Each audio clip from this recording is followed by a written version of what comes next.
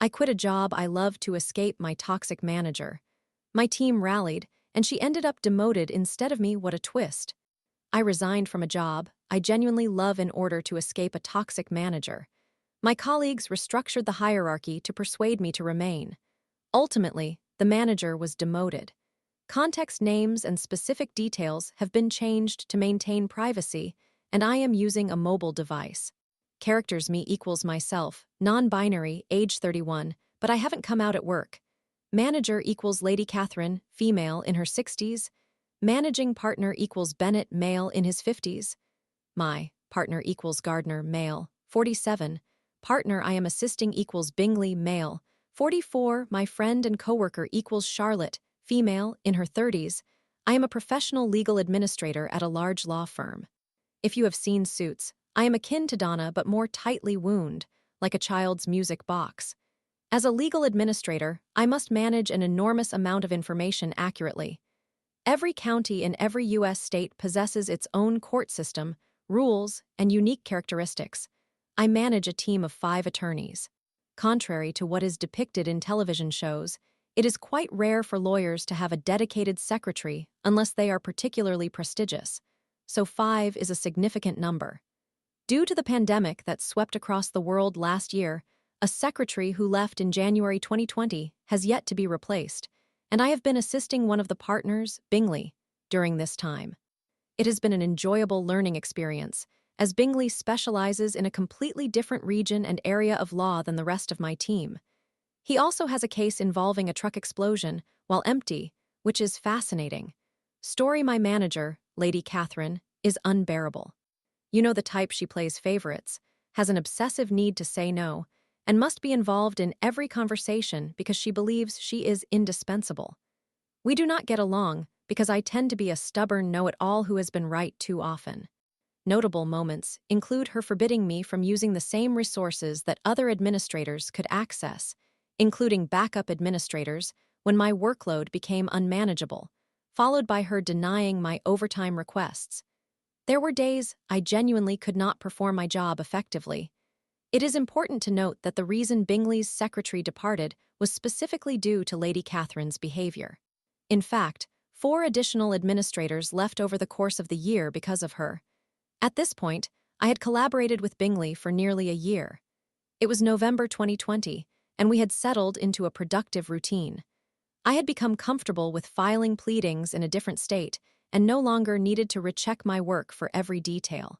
Since the legal field still operates somewhat outdatedly, several U.S. states require physical document submissions. Anything intended for the judge needs to be sent via traditional mail on actual paper, the process demanding delivery directly into the judge's hands. It is quite tedious. Most states have adopted electronic filing, but some have not. Bingley primarily handles cases in one of the states that requires hard copy submissions. Uninvited, Lady Catherine inserted herself into my tasks and ordered me to add a cover letter when sending a new filing. This perplexed me because I had been filing documents for nearly a year without anyone, including the administrator who initially trained me, ever mentioning the need for a cover letter.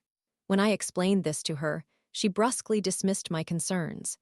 To ensure I wasn't mistaken, I contacted the court administrator to confirm that I had not ruined a year's worth of filings. The court administrator laughed and advised me to never include a cover letter. Accordingly, I did not. Imagine my astonishment when Lady Catherine called to reprimand me for insubordination. Despite knowing that the court's rules and both the judge and court administrator expressly stated not to send a letter, she was right solely because she is always right, and I was, as she put it, a disrespectful little brat, and she was fed up with me. This reprimand was placed in my employee file and foreshadowed possible disciplinary actions. The following day, she emailed my team instructing them to lower my score on my upcoming performance review, as she believed I had been rated too highly for my actual abilities. To me, it felt as though she was orchestrating my termination by creating a false record of inadequate performance. If you are so exhausted of my presence, Madam Manager, then I can depart. Within a week of searching, I secured a new position. Herein lies the dilemma. I truly adore my team. This is the best work environment I have ever experienced. We respect one another and genuinely care for one another. Often, administrative professionals get overlooked because we do not hold prestigious degrees, but that is not the case here. When I called in to resign, I was emotional, very emotional. I cried to the extent that one of the partners, Bennett, offered me a counteroffer. I declined because I believed that it would not resolve any issues. He asked for clarification. I explained my situation. I detailed the write-up I received. I spoke about her attempts to falsify my performance review after it had been submitted. I described the reasons why 5 administrators had left. I explained how I was not allowed to seek help.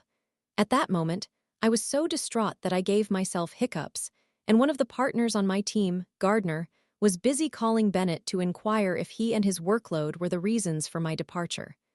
As a result, Bennett encouraged me to attend to other matters, such as grabbing drinks during the day and crafting a shrine out of legal documents. I thought that would be the end of it until Charlotte, a friend in another office, called me to express her disbelief at my resignation. She lamented that she didn't have the time to train a replacement for me and that I was the only administrator she truly trusted in my office, so why was I abandoning her? I explained the circumstances, and she relayed the information to Gardner. Together, they devised a plan. First, since Charlotte is a manager in her office, she holds an equal position to Lady Catherine. They also report to the same higher authority. Charlotte contacted the district manager to inform him that Lady Catherine was driving administrators away and mentioned that my departure would leave a significant gap since I was the only one versed in a substantial amount of our team's work. Meanwhile, Gardner reached out to another partner and expressed that his world would crumble if I left. He made a dramatic statement about going to the nearest bridge to jump off, which would be quite the spectacle in a landlocked state. They had to take action. The next day, I received a call from Bennett, indicating that they had a counteroffer they sincerely hoped I would accept. Instead of reporting to Lady Catherine, I would report directly to Gardner, who would ensure that Lady Catherine could not interfere with my work without his prior approval. This arrangement resolved the issue, allowing me to remain with my team, and I happily accepted. I thought that was the end of the ordeal. Unfortunately, it was not the conclusion. Unknown to me, after reviewing the evidence including exit interviews, emails, and memos, Bennett placed Lady Catherine on a performance improvement plan. As a consequence, she did not receive either an end-of-year bonus or a raise. It turned out that I had been absolutely correct. Lady Catherine's conduct and mistreatment were the direct causes of 6 secretaries leaving within less than a year. I received a call last week from Charlotte. I assumed she wanted to discuss workplace gossip or complain about a troublesome shared client, but she was reaching out to inform me of a development. Lady Catherine had lost her managerial responsibilities. I no longer had to interact with her, which was fantastic. However, this also meant I was unaware that her behavior had only intensified toward the remaining administrators still working under her. She had failed to meet every single objective outlined in her performance improvement plan. Charlotte contacted me to request my opinion on who should assume the managerial role, as I knew everyone well, and she was temporarily assisting in that capacity as an external manager. I understand that some of you might be thinking, yes, become the manager and dismiss Lady Catherine. However, I am not vindictive. I prefer to remain part of my team and focus on what I do best, which is being a cheerfully annoying yet respectful colleague. I suggested that one of the more senior administrators would likely need some guidance, but would excel in the role. Now, no one has to deal with Lady Catherine anymore. She is merely a paralegal, no longer managing anyone. If she had simply left me alone and refrained from interfering, none of this would have transpired. All she needed to do was nothing. Edited for clarity. Edit FAQ. I am so pleased to see that people find my writing humorous. I plan to print your comments and share them with my mother as proof that the internet appreciates my jokes. I am incredibly grateful for the gold and silver awards. I am truly honored, but please do not spend your hard-earned money on my trivial tale. 1. Why wasn't Lady Catherine fired? I do not have the answer. My best guess is that she excels in another area of her job or possesses a crucial qualification. Alternatively, she might be blackmailing someone. I will definitely provide an update once I find out for sure. 2. Are there bridges in landlocked states? It was just a humorous throwaway line, but I am originally from the San Francisco area. When I say bridge, I think of the Golden Gate Bridge, which indeed spans over the ocean. I am still acclimating to the unique topography in this central part of the U.S. 3. Where are Bennett's managerial skills in this scenario? I specifically chose Bennett's name for a reason. He is an excellent person, smart and funny, but he has a tendency to overlook problems rather than address them. 4. Wait, how many secretaries resigned? Do you understand numbers? I certainly do not, thank you for your inquiry. However, my calculations do check out 4 unnamed secretaries plus Bingley's former secretary plus myself, who technically quit but also remained, equals 6. 6 disgruntled administrators. Ah ha ha. Bennett, if you are reading this is precisely why I declined the responsibility of accounting duties. 5. So, who actually got revenge here? I believe that title belongs to Charlotte. I was uncertain about which subreddit to post this to, but pro-revenge is my favorite, so I decided to try it out. I had a brief discussion with a moderator who concurred, so here we are. 6. Jane Austen's Pride and Prejudice? Austen was a literary genius, and no one can convince me otherwise. Story 2. From school teacher to chairman, I spun the chair around and revealed I'd taken back my father's legacy. My grandpa's shocked face. Priceless. When I was a small child, my father was my closest companion. He juggled several jobs to support our family while diligently pursuing his law degree. He even established a few small enterprises from scratch alongside a couple of friends. Despite all of this, he was an exceptional father, dedicating as much time as possible to my mother, my siblings, and me. One fateful day, we received the devastating news that he had stage 4 stomach cancer, a terminal condition. My mother and I remained by his side until the very end. The last vivid memory I have of my father is of him being completely incapacitated, nearly lifeless at that point, with tubes attached to his body, as I prayed he could still recognize me. All he could do was offer a faint smile to signal that he still knew who I was, despite the doctors advising us that he had likely lost most of his memories. Eventually, he slipped into a coma for a few days before awakening briefly to bid farewell to my mother, who was there when he passed away. As a housewife, she found herself at a loss after his death, struggling to provide for us. This is where my grandfather came into the picture. He was one of those self-absorbed baby boomers who always made everything about himself. Following my father's passing, he used the newspaper obituary to boast about his deceased son's accomplishments and grades, which I came to realize was the only aspect of my father that mattered to him. Yes, to clarify, we are of Asian descent. While my mother mourned and sought ways to make ends meet, my grandfather generously offered to manage my father's 2 businesses to support us. My mother consented due to her lack of experience. As we grew older, those 2 businesses did not provide much for us, likely because my father was a key factor in their success. My mother bounced between various jobs just to keep us afloat. My grandfather extended an offer to assist in funding my siblings' education. I secured several scholarships to reputable schools, so thankfully he didn't need to contribute much for me, but we were genuinely appreciative of his support for my siblings. After I finished school, I discovered that our family was in dire financial straits, and my 2 siblings were still navigating medical school. My sister even considered dropping out to find work, but I encouraged her to continue because she was excelling and deserved to graduate.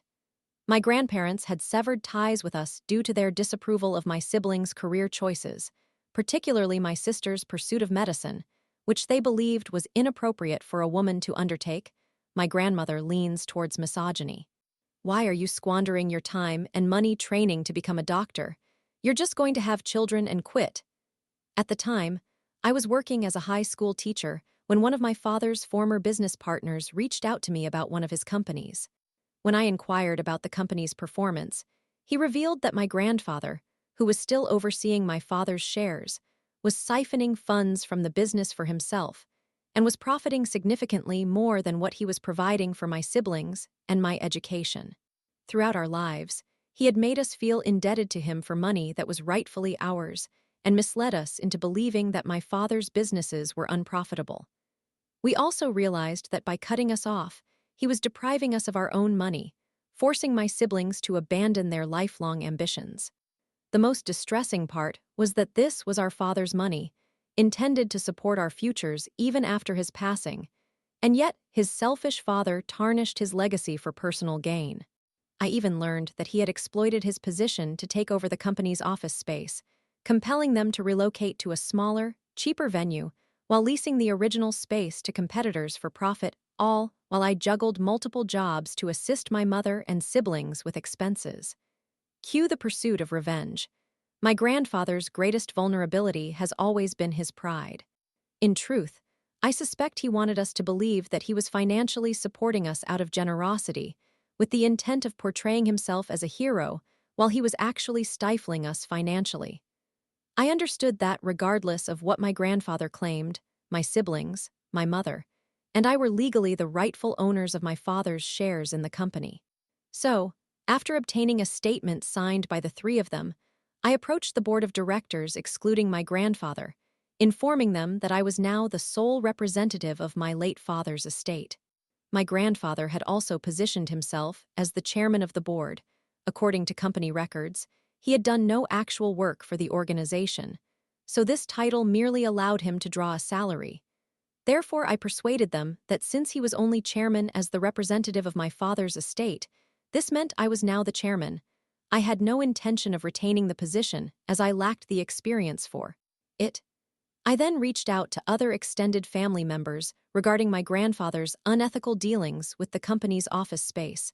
They ultimately pressured him into evicting the company's primary competitor from the original office, which served them right for colluding with my grandfather. At the next board meeting, I prepared for the moment I had awaited my entire life. As he entered the conference room to lead the meeting as chairman, he discovered his chair turned away from the table, with all members already seated. I dramatically spun the chair around to reveal that I had been sitting there the entire time. I informed him that the company and my family no longer required his presence, and I would be assuming control of representing my father's estate. "Do you realize that I am the one who financed his and his siblings' education?"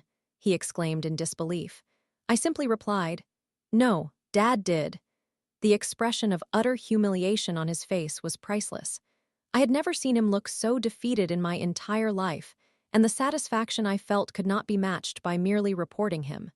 I stepped down from the chairman position and accepted a role in the company's treasury department as a bookkeeper, with a modest salary. But at least from that point on, any profit sharing or dividends released would be allocated according to my father's intentions.